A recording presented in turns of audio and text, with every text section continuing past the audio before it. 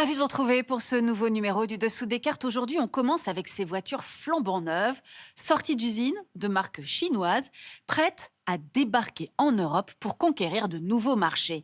La photo vient du constructeur chinois Geely et les fabricants européens redoutent désormais un raz-de-marée des voitures électriques chinoises. Même si, à en croire les données d'immatriculation de l'année 2023, les consommateurs de l'Union européenne ne plébiscitent pas encore ces voitures électriques made in China, pourtant moins chères que des modèles similaires européens. Il n'empêche, la Chine a surinvesti le secteur de la voiture électrique, prenant une avance considérable à la fois en termes d'investissements étatiques, de moyens de production et d'accès aux matières premières indispensables à la fabrication des batteries. Et vous allez voir, la course est désormais tout autant économique que géopolitique. Alors sortons nos cartes et commençons par comprendre en quoi le moteur électrique est d'abord, bien sûr, un enjeu écologique. En 2022, 35 milliards de tonnes de CO2 ont été rejetées dans l'atmosphère. 9,7% de ces émissions provenaient du transport routier. À ces émissions produites par les véhicules lorsqu'ils roulent, s'ajoutent les émissions pour la fabrication des véhicules et de leurs moteurs.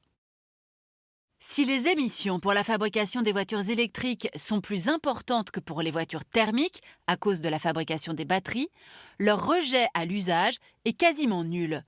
On estime ainsi qu'après avoir roulé 200 000 km, un véhicule thermique aura produit en moyenne 27 tonnes de CO2 contre 12 pour un moteur électrique.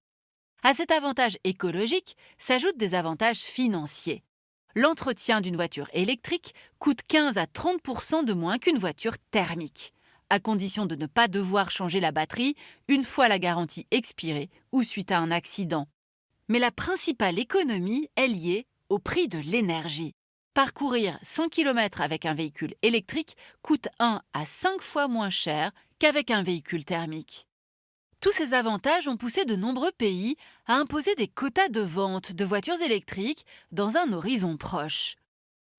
100% des véhicules vendus en 2035 pour l'Union européenne, 50% en 2030 pour les États-Unis, 20% pour la Chine en 2025, un objectif déjà dépassé en 2022 avec 29% des ventes.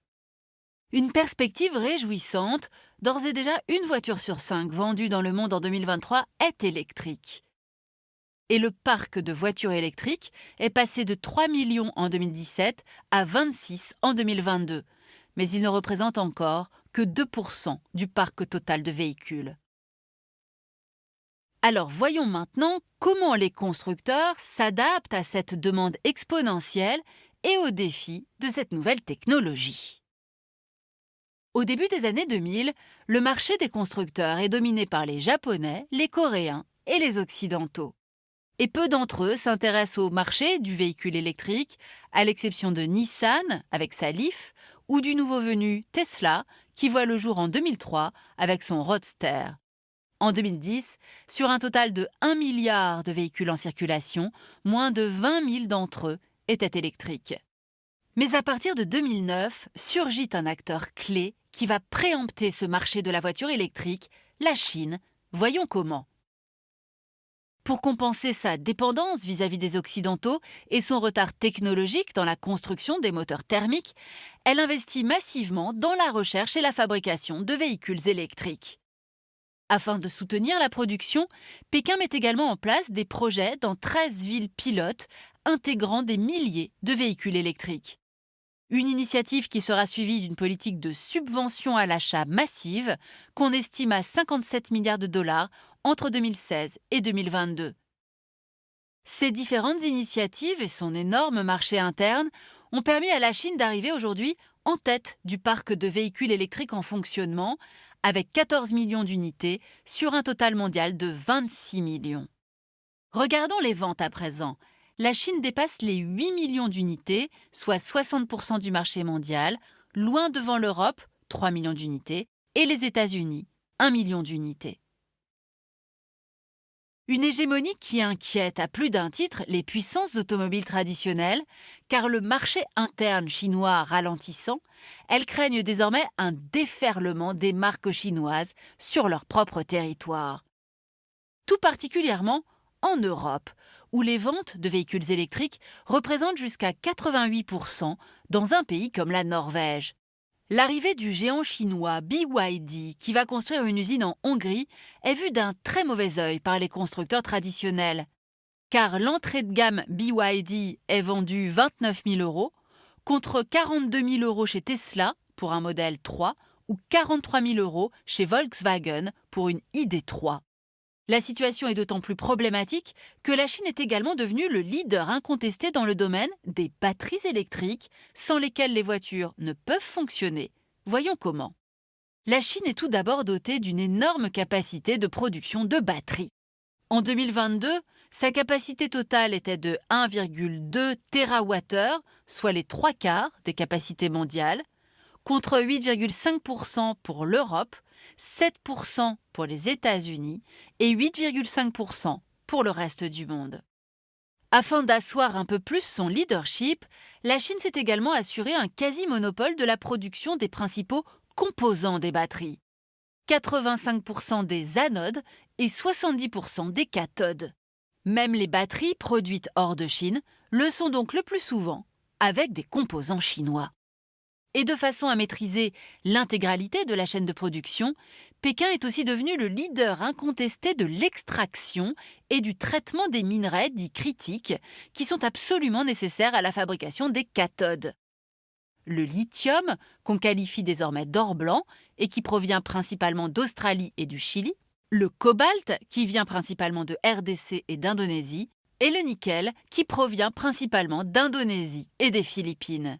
Afin de s'assurer de l'approvisionnement de ces minerais dont elle ne dispose pas toujours sur son territoire, la Chine a dès 2009 massivement investi dans les mines des pays producteurs à travers des joint ventures.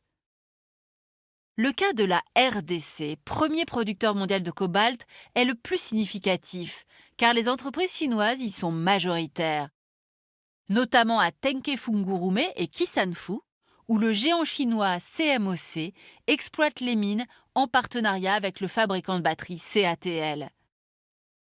Une fois extrait du sol congolais, le cobalt est traité en Chine avant d'être intégré à des batteries en Chine, en Corée du Sud et au Japon.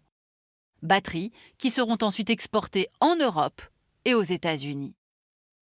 Et cette hyperconcentration des ressources et de leur traitement pèse évidemment sur le cours du minerai, qui connaît des variations vertigineuses et met les constructeurs occidentaux dans une dépendance inquiétante.